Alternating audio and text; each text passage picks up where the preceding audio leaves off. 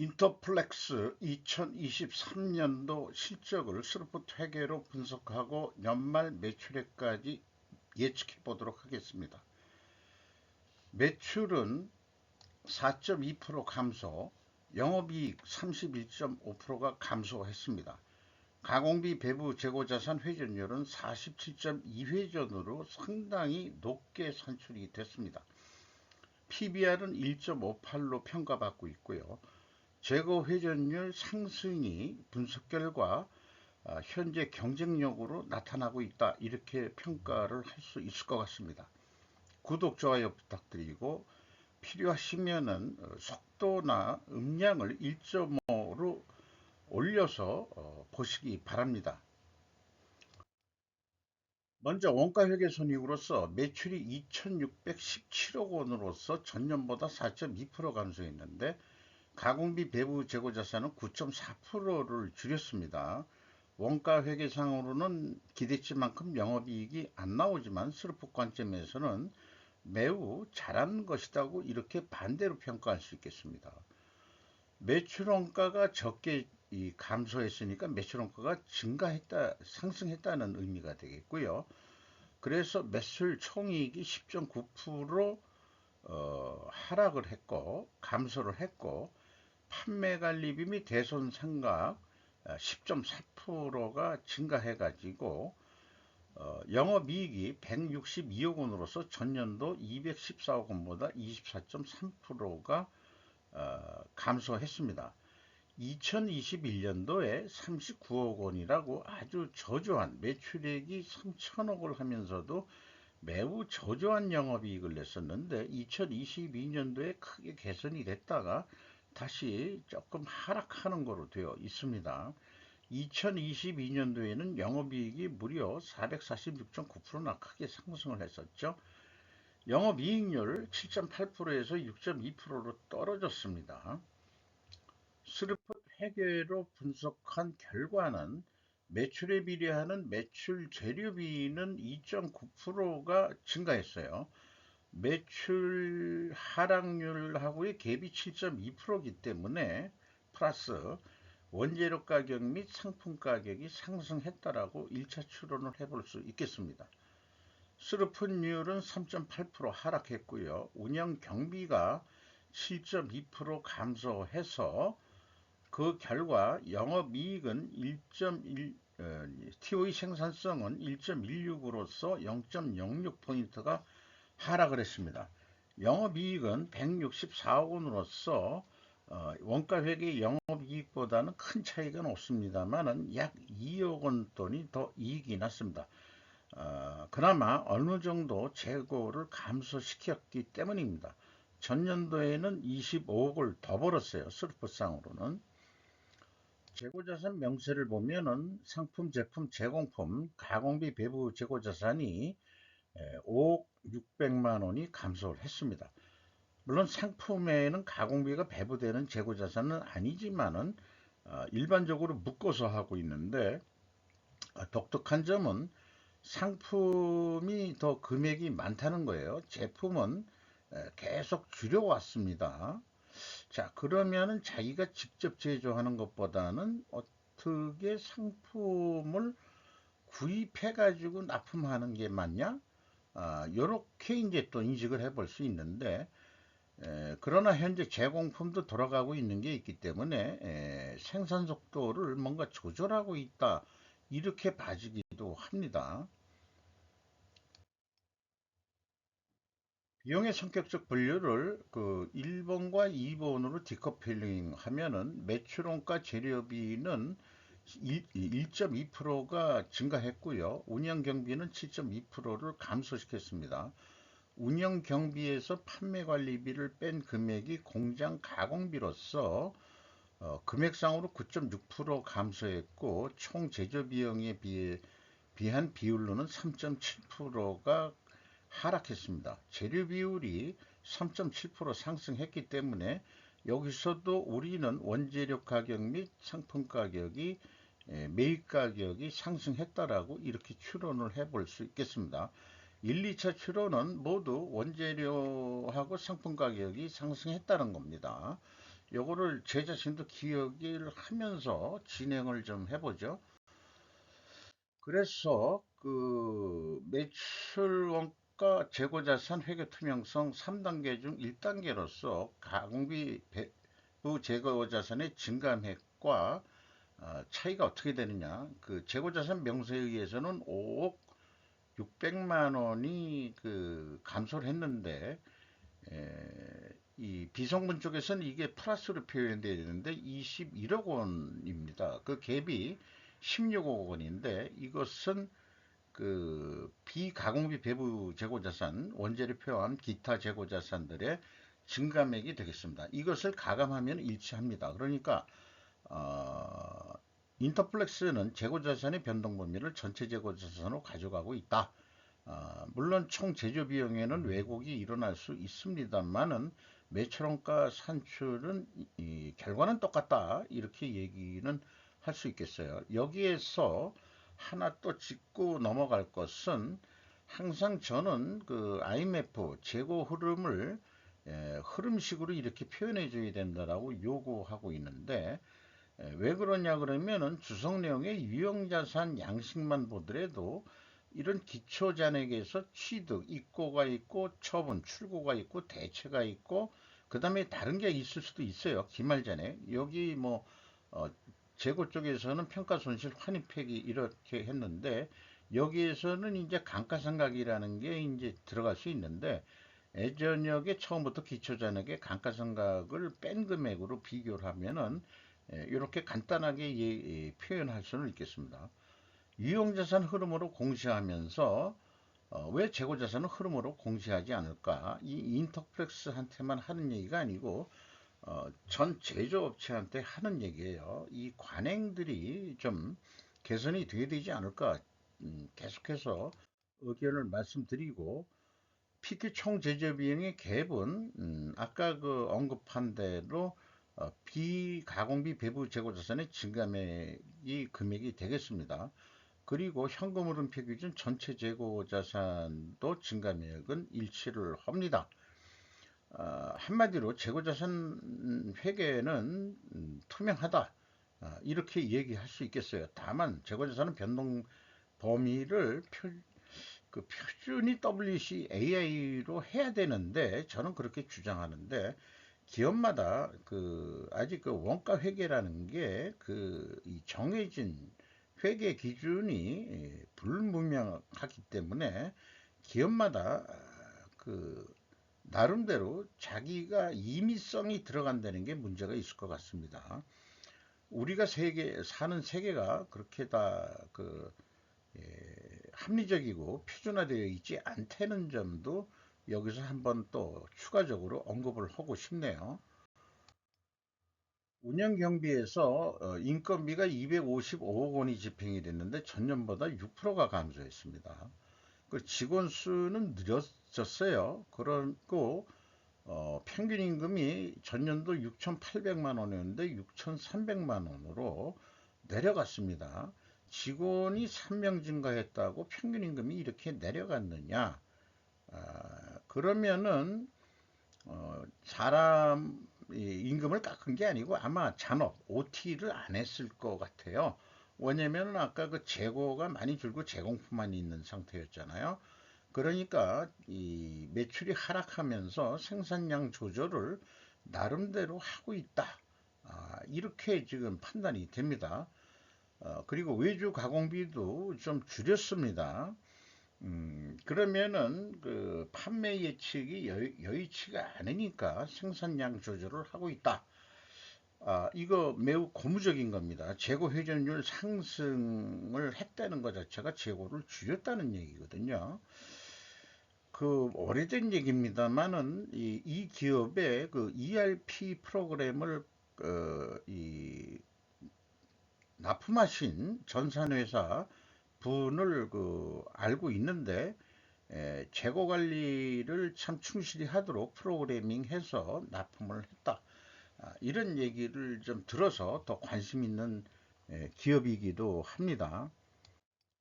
경영평가지표로서 재고 회전율이 47.2회전으로 거의 3회전이 상승했고, 슬픈율은 그 3.8%가 하락을 했어요. 이렇게 역방향이면은 또 가정이론은 분식회계 개연성 가정을 세웁니다. 생산성 떨어졌고 이자 부채를 2021년도에 20% 선이었는데 이제 이 무차익 경영으로 돌아섰습니다. 딴 것보다도 그 이자 나가는 부담을 줄이기 위해서 차입금을 계속 줄였다. 이렇게 얘기를 할 수 있겠네요. 나머지는 참고해 주시고요. 그러면은 재고 회전율은 상승하고 슬픈율은 하락한 것도 역방향이니까 분식회계 개연성 가정을 세우는데 이것을 기업이 반증하려고 그러면은 원재료 가격이 하락하고 판매 가격도 하락했어야 된다. 그런데 이 원재료 가격 하락은 상품 가격 포함해 가지고 1, 2차 손익계산서하고 비성분에서 추론했던 거하고는 모순이 되죠. 이 모순을 해결할 방법은 재고 회전율을 수량으로 산출해서도 상승을 했다면은 이 개연성 가정은 무효화시킬 수 있을 겁니다. 그러나 외부에서 수량으로 재고 회전율을 산출할 방법은 없죠. 그게 한계고요. 원재료 가격 추이는 이 9.1% 내려갔습니다. 어, 비중은 이 13.3%예요. 전체 그 원재료 구매하는 것 중에서. 그래서 이거가 대표적으로 간주할 수 있느냐? 뭐 간주하기로 좀 해주죠. 그리고 또 상품 가격이 없어요. 아까 상품 재고가 많았는데 상품 가격도 좀 알려줘야 되지 않느냐. 그리고 제품 가격은 FPCB, 플렉시블 PCB 하나만 만드는 회사이기 때문에 수출 가격은 내려갔고 내수 가격은 거의 30%가 인상이 됐어요. 그래서 그냥 단순 평균으로 내수 수출 비중이 얼마고 내수 비중이 얼마인지를 모르기 때문에 공시된 자료는 없어서 단순 평균으로 11.2%가 상승을 했다. 이렇게 그 얘기가 되겠습니다. 그래서 원재료 가격은 내려가고 가격이 인하하는 거로 압박을 받는데 거꾸로 11.2%로 인상을 시켰다. 그래서 반증 추론은 확실하게 안 된다 하는 점이 좀 아쉽기는 하네요. 그러니까 상품 가격도 좀 넣어주고 그랬으면 어떻게 좀 상대적으로 그 판매 가격도 인하된 거로 나올 수 있는 거 아니냐 뭐 이렇게 되는데 여기에서 그 수출이 더 많을 수가 있다 그러면은 가중 평균을 하면 내려갈 수도 있을지 모르죠. 자관 그런 데이터를 찾을 수 없기 때문에 효과적으로 검증할 수는 없었습니다. 자, 어쨌든 그 실적을 통해 가지고 2024년도 매출 계획을 세워 보면은 뭐 다른 어떤 그 특별한 어떤 묘수가 있는 건 아닙니다. 전년 실적을 감안해서 목표를 세워보는 거죠. 판매 관리비가 10% 증가했는데 5%만 올리자. 좀 그런 정도 하고 그 다음에 영업이익률이 마이너스 24%인데 24% 요거는 100% 역전, 200% 역전을 시켜보자. 이렇게 되는 거고요. 그 다음에 그럴 경우에 한 2,740억 정도 하게 될 것 같다. 그 다음에 총 제조 비용을 통해 가지고 매출원가까지 산출하는 시뮬레이션에서는 생산 재료비는 4% 증가하고 가공비는 5% 증가한다고 예상을 했고 재고도 5% 증가한다고 이렇게 가정했을 때 영업이익이 한 200억 낼 수 있는 거로 그렇게 계획을 세워볼 수 있겠습니다. 그 계획을 세워본 거에 의한 그 결과는 그 원가는 재고를 감안해 가지고 이 사업 계획을 내는 거고 영업은 그런 거는 재무회계가 알아서 해. 우리는 그냥 나머지 금액들은 다 똑같거든요. 그래서 이거를 어떤 납품 단가라고 그런다면은 우리는 27만 4천 원에 판매할 거야. 뭐 거의 똑같죠. 똑같으니까 200억 남는다. 그러면 아이 뭐 더 이상 노력 안 해도 되겠네. 이렇게 되는데 재고가 5% 증가한다는 전제를 했기 때문에 그런 거지. 만약에 뭐 내부에 의해 가지고 실질적으로 재고를 또 2023년도 같이 줄인다고 한다면은 이익은 내려갈 것이다. 이런 얘기가 되겠습니다. 어쨌든 재고 회전율이 높으면은 그 원가 회계 영업이익과의 그 차이는 크게 줄어듭니다. 스루풋 회계로 그 손익분기점 산식을 이용한 거로서 운영 비용이 5% 증가한다고 보고 영업 이익도 그 200% 전환해서 약 30% 이익을 더 보자 전년도 거보다 이렇게 했을 때 이걸 단가로 본다면은 28만 3천 원 정도 선으로 판매를 해야 된다는 목표가 나와요. 그리고 그 매출 재료비 기준으로 봤을 때 매출 재료비를 4%더 그 추가 투입을 해서 생산을 해내고 매출 재료비를 52% 떨어뜨린다는 것은 이제 마진율을 조금 더 올린다는 얘기죠. 48%로 스르픈율을 이렇게 일차 예측을 계획을 세운 다음에 이 결과 시뮬레이션을 해보면은 둘이 OE 기준이나 TVC 기준이나 거의 유사하게 나왔죠. 그래서 뭐 재고 증감이 영향을 안 미치니까 스루퍼 회계는 예, 28만 3천 원에 단가라면은 이거에 판면은 한 26,800원 남는다. 근데 회전율이 47.2회전까지 성과를 올렸잖아요. 그럼 52회전까지 일주일치만 가져간다. 이 정도까지 성공하면은 더 노력을 하는 거겠지만은 그 매출 증가 효과입니다. 실제 매출 증가액이 이만큼 된다는 얘기가 아니고 증가 효과를 내 가지고 영업이익은 한 407억까지 올릴 수 있다. 음. 요걸 최종 목표로 그 목표라기보다도 실행 결과를 이루기를 바랍니다. 이 스루풋 회계 기준이 더 비싸게 나왔죠. 이렇게 되겠습니다. 그래서 이런 경우가 재고가 감소할 경우에는 원가 회계 이익, 영업이익보다 이익이 증가 조금이라도 더 많게 나오고 판매가는 원가 회계보다 높게 나온다는 카테고리 범주에 들어간다고 그러니까 그 예측이 합리적이다. 라는 것을 또 저는 주장하고자 합니다. 현금 재무지표로서 1번 EAT 새우 현금 순이익은 248억 원의 현금을 벌었어요. 전년도보다는 많이 줄었죠. 그 다음에 이 순이익률로는 11.3%, 전년도 22.9%보다는 크게 하락을 했고, EMS 전 사업 활동을 통해서 벌어들인 돈은 99억 원밖에는 안 된다. 그리고 최종 203억 원의 현금이 을 벌었다. 이렇게 이제 얘기할 수 있겠습니다. 잉여 현금 흐름으로는 어, 채권자한테 55억 6,200만 원을 갚았어요. 전년도에 많이 갚았습니다. 이 돈을 가져갔다는 얘기거든요. 그 플러스는 그리고 이익 배당은 안 하고 있습니다.